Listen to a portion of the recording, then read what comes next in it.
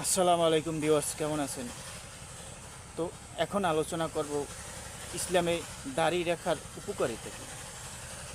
Number one, ত্বককে সূর্যের রশ্মি থেকে রক্ষা করবে।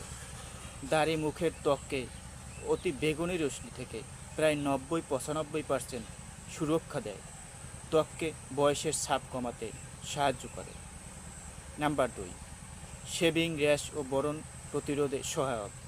বারবার শেভ করা ফলে ত্বকের ব্রণ ওঠে এবং ত্বকের মাধুর্য কমে যায়।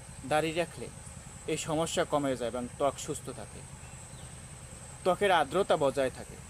নাম্বার তিন, দাড়ি ত্বকের আর্দ্রতা ধরে রাখতে সাহায্য করে, ফলে ত্বক শুষ্ক চুলকানি কমে যায়। হাঁপানি ও অ্যালার্জি ঝুঁকি কমায়। দাড়ি মুখের ধুলোবালি অ্যালার্জি প্রবেশ থেকে সাহায্য করে। বিশেষ করে হাঁপানির অ্যালার্জির সমস্যায় আক্রান্তদের জন্য বিশেষ উপকারী। শরীরের তাপমাত্রা নিয়ন্ত্রণে সাহায্য করে। শীতকালে দাড়ি মুখের তাপমাত্রা ধরে রাখতে সাহায্য করে, ফলে ঠান্ডাজনিত রোগের ঝুঁকি কমে যায়। দাড়ি রাখার ইসলামিক দিক নির্দেশনা। ইসলামে পুরুষদের জন্য দাড়ি রাখা ওয়াজিব, বাধ্যতামূলক হিসেবে বিবেচিত। হজরত মুহাম্মদ সাল্লাল্লাহু আলাইহি ওয়াসাল্লাম এর সুন্নত অনুসরণ করে মুসলিম পুরুষদের জন্য দাড়ি রাখা একটা ধর্মীয় দায়িত্ব।